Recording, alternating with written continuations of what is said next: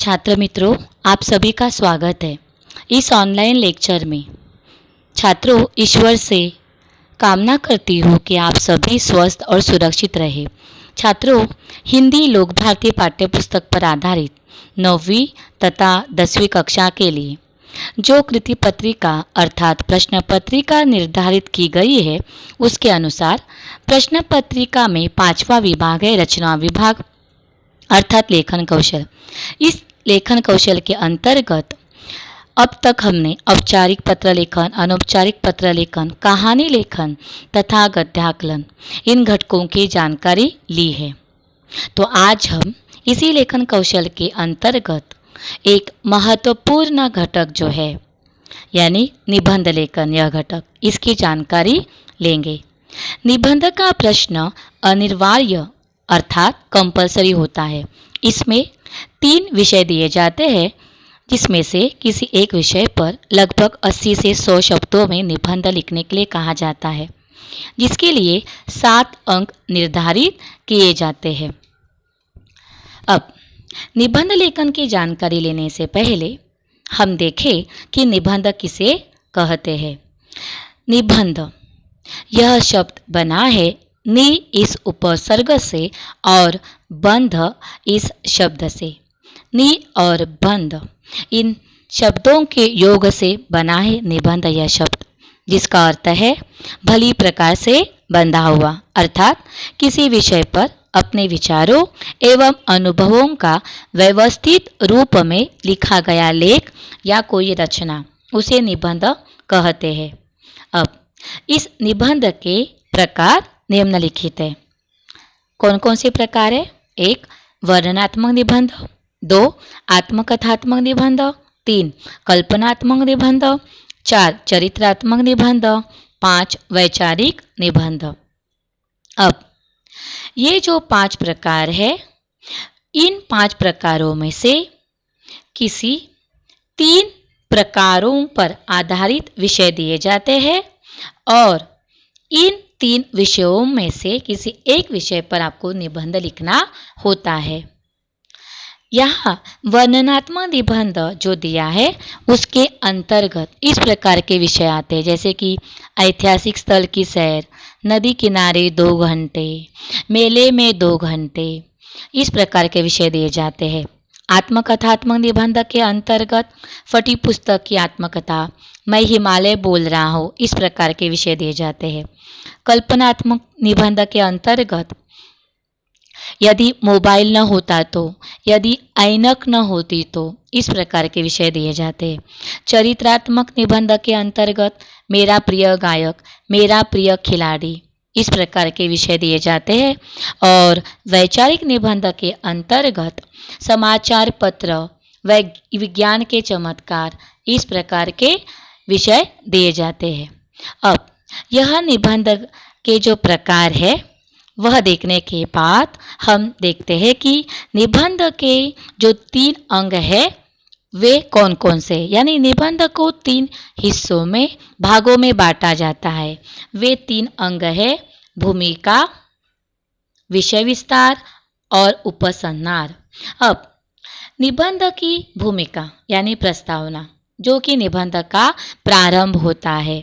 यह प्रस्तावना करने के कुछ तरीके, यानी निबंध की प्रस्तावना, निबंध का प्रारंभ आकर्षक होने के लिए आप अलग अलग प्रकार के तरीकों को अपना सकते हैं। जैसे कि दिए गए विषय की व्याख्या देकर आप प्रस्तावना कर सकते हैं, विषय का महत्व स्पष्ट करते हुए प्रस्तावना कर सकते हैं, वर्तमान परिस्थिति में विषय की चर्चा करके प्रस्तावना कर सकते हैं, किसी संबंधित प्रसंग के उल्लेख से दिए गए विषय की प्रस्तावना कर सकते हैं, किसी कहानी या संवाद के अंश से प्रस्तावना कर सकते हैं, या किसी कहावत या लोकोक्ति से आप प्रस्तावना कर सकते हैं, उस निबंध का प्रारंभ कर सकते हैं। जैसे कि अब कहावत और लोकोक्तियों का विचार किया जाए तो अंधों में काना राजा, चोर की दाढ़ी में 3 का, अंधेर नगरी चौपट राजा, इस प्रकार की कहावतें, लोकोक्तियाँ आप जो है निबंध के प्रस्तावना के अंतर्गत लिख सकते। जहाँ न पहुँचे रवि वहाँ पहुँचे कवि, ओखली में सिर दिया तो मुसलों का क्या डर। इस प्रकार की लोकोक्तियाँ, इस प्रकार की कहावतें जो है, इनका वहाँ प्रयोग कर आप उस निबंध की प्रस्तावना प्रारंभ कर सकते हैं, जिसके कारण वह प्रस्तावना जो है आकर्षक हो जाती है। प्रस्तावना 3 या 4 वाक्यों में हो, यानी बहुत छोटी होनी चाहिए। प्रस्तावना जो उस निबंध का पहला परिच्छेद होता है, वह परिच्छेद 3 या 4 वाक्यों का ही हो। अब दूसरा जो निबंध का अंग है वह है विषय विस्तार, जिसे निबंध का मध्य कहा जाता है, मध्य भाग कहा जाता है। यह भाग बहुत ही महत्वपूर्ण होता है। इस भाग में विषय से संबंधी महत्वपूर्ण ऐसे अलग अलग परिच्छेदों में आपको उस विषय का विस्तार प्रस्तुत करना होता है। अब यह जो विषय विस्तार है 3 या 4 परिच्छेदों में लिखना आवश्यक है।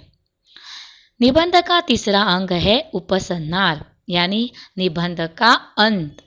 निबंध का अंत जो है वह निबंध के प्रारंभ की तरह अत्यंत स्वाभाविक हो, संक्षिप्त हो, आकर्षक हो। इसमें अक्सर पूरे निबंध का तात्पर्य 2-3 वाक्यों में लिखना चाहिए।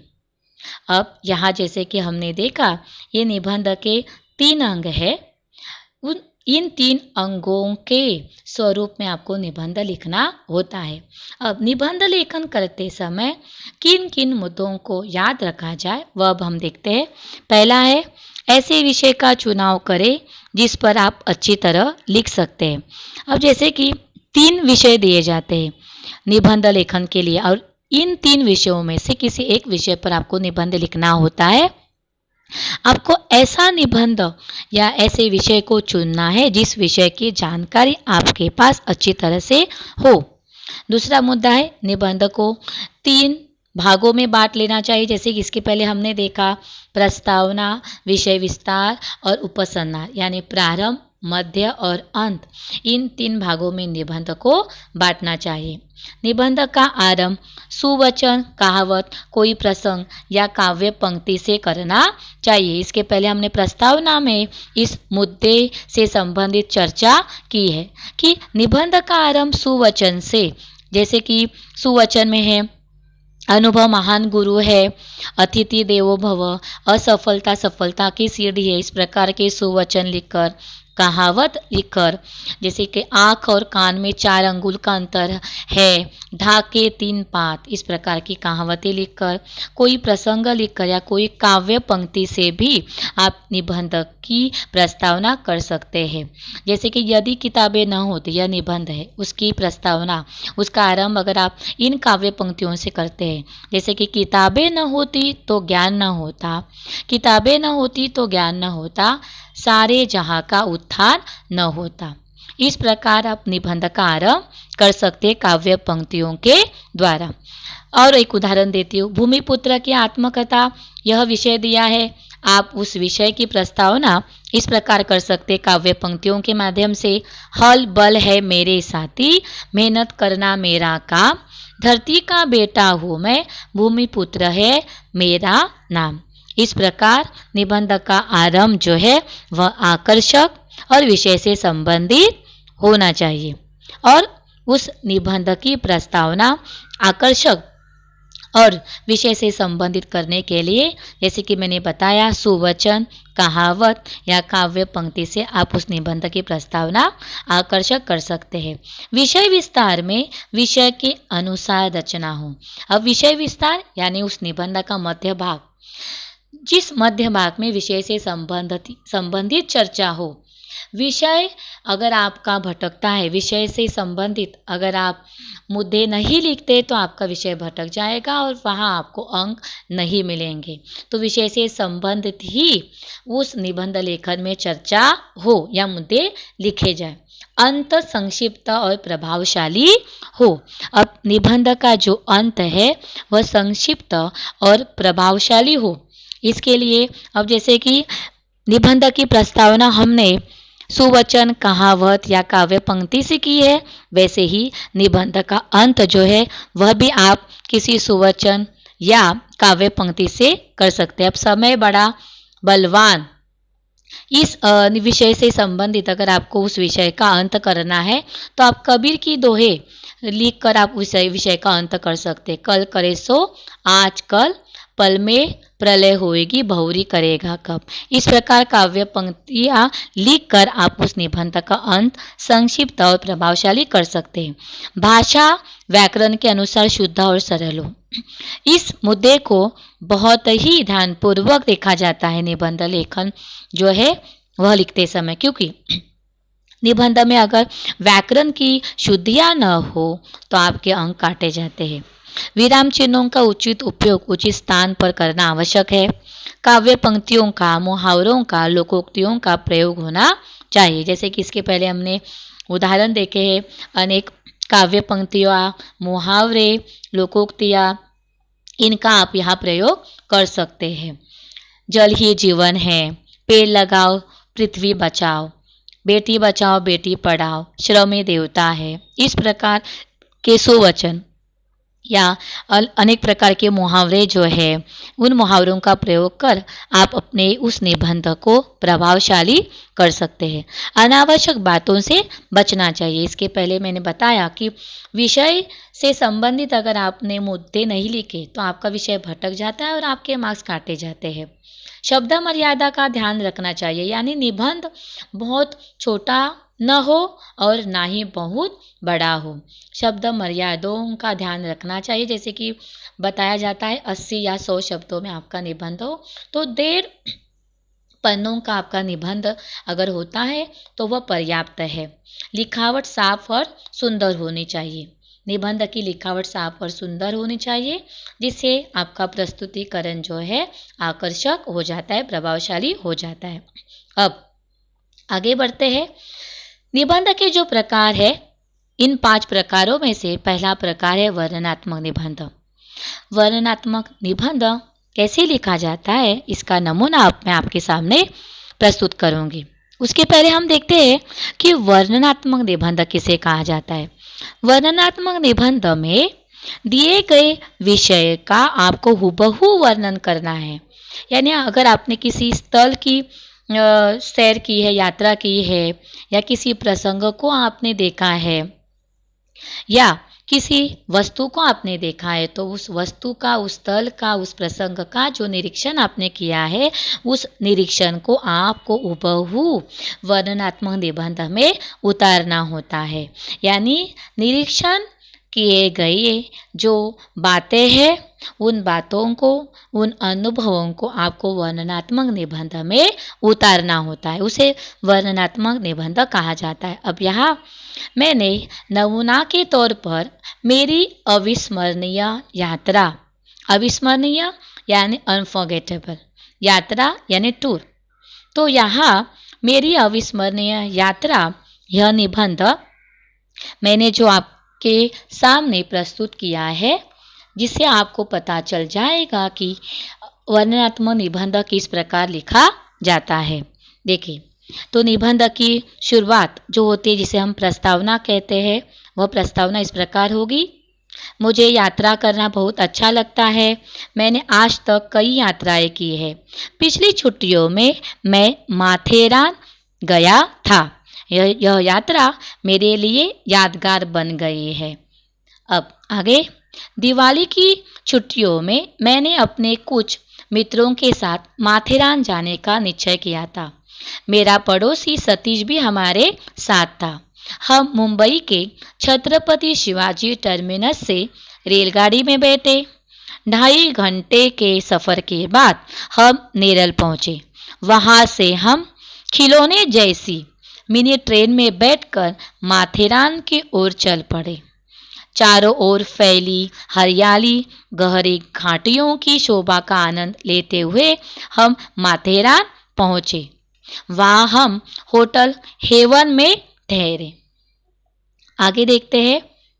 माथेरान का वातावरण मोहक और स्फूर्तिदायक था। लाल लाल मटमैले रास्ते और घने जंगल मन को मोह लेते थे। दोपहर के समय वहाँ की हवा में ठंडक थी। माथेरान में देखने लायक कई स्थल है। सुबह और शाम के समय हमने घूम घूम कर इनमें से अनेक स्थल देखे। यहाँ के कुछ स्थल तो सचमुच अद्भुत है। एको पॉइंट पर हमने कई बार चिल्लाकर अपनी ही प्रतिध्वनियां सुनी। दूसरे दिन शाम को हमने सनसेट सूर्यास्त पॉइंट पर डूबते हुए सूर्य के दर्शन किए। पेनोरमा पॉइंट ने तो हमारा दिल जीत लिया। शार्लोट तालाब की शोभा निराली थी। हमने घुड़सवारी की और हाथ रिक्शे पर बैठने का मजा भी लिया। हमने अपने कैमरों से वहाँ के कई स्थानों की तस्वीरें खींची। वहाँ हम रोज घंटों पैदल चलते थे, पर जरा भी थकान नहीं लगती थी। माथेरान के छोटे से बाजार में दिन भर यात्रियों का मेला सा लगा रहता था। जूते, चप्पल, शहद, चिक्की, रंग बिरंगी छड़ियाँ, सुंदर सुंदर फलों के गुलदस्ते आदि चीज़ें यहाँ खूब बिकती है। हमने भी चिक्की और शहद खरीदा। माथेरान में 4 दिन 4 पल की तरह बीत गए और हम घर लौट आए। वहाँ के मनोहर दृश्य आज भी मेरी आंखों के सामने तैर रहे हैं। तो इस प्रकार आप मेरी अविस्मरणीय यात्रा यह वर्णनात्मक निबंध लिख सकते हैं। यह मैंने नमूना आपके सामने प्रस्तुत किया है। आप अपने अनुभवों के आधार पर मेरी अविस्मरणीय यात्रा यह निबंध खुद लिख सकते हैं। अब यहाँ तक जो मैंने आपको वर्णनात्मक निबंध के संदर्भ में, निबंध लेखन के संदर्भ में जो जानकारी दी है, उससे उम्मीद करती हूँ कि यह निबंध लेखन और वर्णनात्मक निबंध आपको अच्छी तरह से समझ में आया होगा। धन्यवाद।